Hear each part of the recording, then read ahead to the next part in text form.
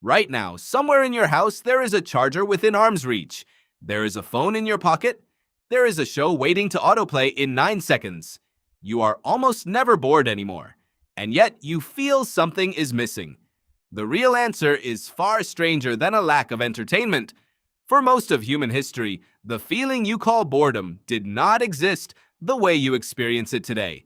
It was not absence, it was instruction. Your brain did not evolve to scroll. Your brain evolved on a savanna, in a forest, on a coastline, tracking animals and weather and the location of the next meal. Think about that for a second. 200,000 years of Homo sapiens, maybe 300,000. And for more than 95% of that time, there was no agriculture, no clock, no concept of free time at all. There was only the task in front of you and the task after that. So when modern researchers talk about boredom, they are not really talking about an emotion in isolation. They are talking about a system, a signal. And like every signal your body produces, it had a job long before it had a name. Picture a hunter-gatherer band 12,000 years ago. A man crouches near a riverbank, waiting for fish to move into the shallows. Nothing is happening. No predator, no prey. Just water and light. Does he feel bored? Almost certainly, yes. But that boredom does something specific. It pulls his attention away from a task that has stopped paying off and redirects it somewhere new. Maybe toward a sound in the brush. Maybe toward a better fishing spot upstream. Boredom in this world is not punishment. It is a nudge. This is close to the argument made by philosopher Andreas Elpidoru, who has spent years studying the psychology and philosophy of boredom at the University of Louisville. His functional theory frames boredom as a mechanism that regulates how engaged your mind is with whatever you're doing. In plain English, boredom isn't a glitch. It's a built-in alarm that goes off when your current activity stops being worth your attention. It evolved to move you, not to trap you. And that distinction matters because the boredom your ancestors felt almost always had somewhere to go. There was always another task. Gather more firewood. Check the snare lines. Repair the leather strap that's fraying on your pack. The feeling arrived, and the world immediately gave it an exit. Stand up, walk, do the next necessary thing. Compare that to right now. You feel the first flicker of boredom in a waiting room, in a meeting, in a line at the store. And what happens? You don't gather firewood. You reach for a screen.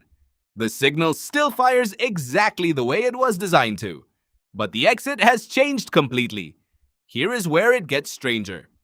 In 2014, a psychologist named Timothy Wilson at the University of Virginia ran one of the most talked about studies in modern psychology. He and his colleagues asked people to simply sit alone in a room with their thoughts. No phone, no book, just 6 to 15 minutes of nothing. Most people hated it, even in their own homes, even with no distractions removed, except the ones they brought with them. But the most startling result came from a version of the study where participants were given the option to shock themselves with a mild, unpleasant electric current if they got too restless. A majority of men and a quarter of women pressed the button. Some pressed it dozens of times. One participant pressed it 190 times. These were people who had already said, before the study began, that they would pay money to avoid that exact shock. And yet, left alone with nothing but their own minds, many of them chose pain over stillness. Why would a brain do that? Because your brain was never built for stillness without purpose. It was built for stillness with a target.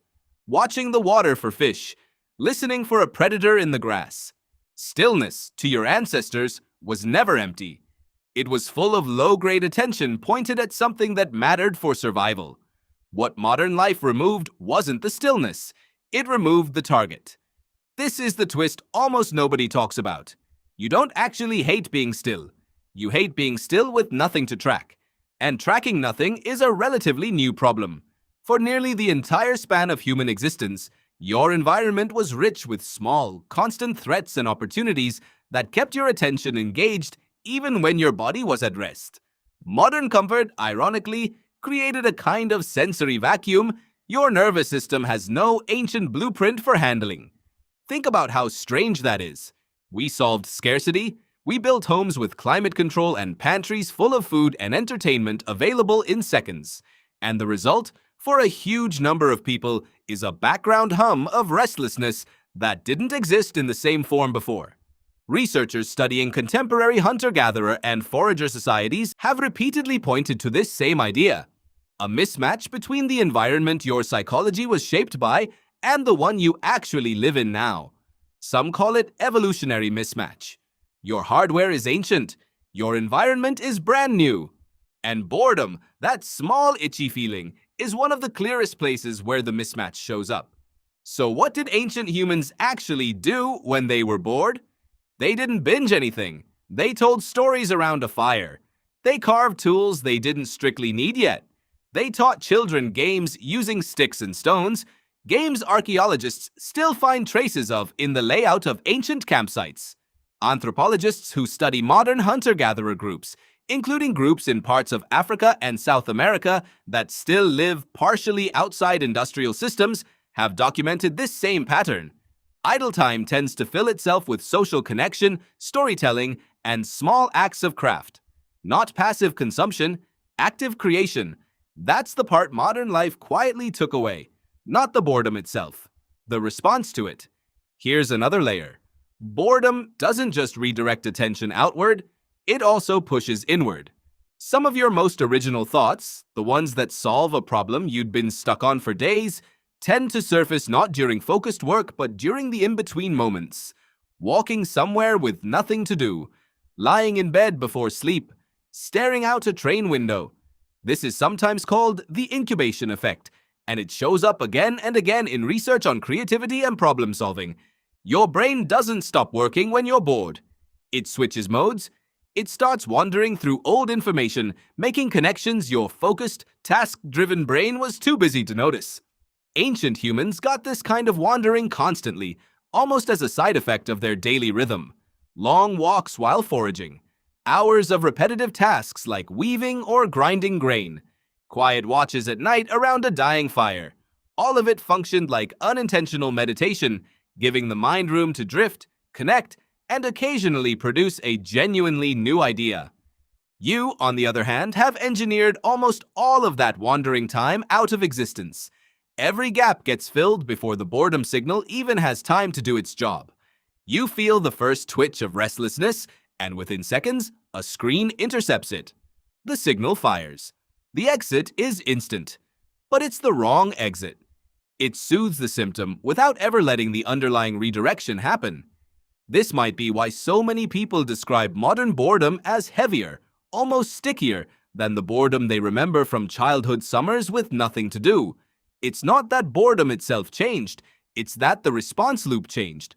Where ancient boredom led outward into action or inward into reflection, modern boredom increasingly leads sideways, into a screen that offers stimulation without resolution. You get input. You don't get the redirection the feeling was actually asking for. There's a developmental angle here too, one that shows up the moment you watch children at play. A child left alone in a room with no toys does not sit still. Within minutes, the chair becomes a fort. The floor becomes lava. A stick becomes a sword. Developmental researchers have long noted that unstructured time, the kind adults often label as nothing to do, is exactly when children build the skills they'll need for the rest of their lives. Imagination, self-direction, the ability to generate their own goals instead of waiting for someone else to hand them one. Strip away the toy, and the mind doesn't shut down. It starts inventing. Now think about how rare that kind of unstructured time has become for children and adults alike. Every gap in a modern schedule tends to get filled with something pre-made. A show, a feed, a notification. The invention step gets skipped entirely because the boredom never gets the chance to push you toward it. You feel the itch, and the itch gets answered before you ever have to ask what you'd build with it yourself. There's also a physical dimension to all this that's easy to miss. Ancient boredom rarely happened in true stillness. Even the quietest tasks, watching a fishing line, sitting at a campfire, walking back from a hunt empty-handed, came bundled with motion, sensory input, and a kind of background vigilance. Your eyes scanned. Your ears tracked sound. Your body stayed lightly alert because in that world, low alertness kept you alive. Modern boredom, by contrast, often happens in total sensory shutdown. Stopped at a red light, lying in bed scrolling, sitting in a waiting room under fluorescent light with nothing moving anywhere. Your nervous system gets two very different experiences and calls them both by the same name. No wonder one feels mild and the other feels almost unbearable. This may also explain why certain modern environments produce so much more reported boredom than others. Long commutes, open offices with repetitive tasks, waiting rooms designed with nothing to look at on purpose so you'll check your phone instead. These spaces remove both of the ancient exits, action and reflection, while also removing the sensory richness that used to keep low-level attention occupied. What's left is a strange, hollow version of boredom your ancestors almost never had to sit inside. So is boredom your enemy? Based on everything researchers like Elpidoro and Wilson have found, the opposite seems closer to true. Boredom looks less like a flaw in your design and more like an old, patient messenger, one that has been trying to tell you the same thing for 200,000 years. This isn't working anymore. Go find what is. Your ancestors heard that message and stood up. They walked to the next task, the next idea, the next conversation around the fire. The message hasn't changed. Only your ability to hear it has. Tonight, when you feel that first small itch of restlessness, the one that usually sends your hand straight to your phone, try waiting through it instead.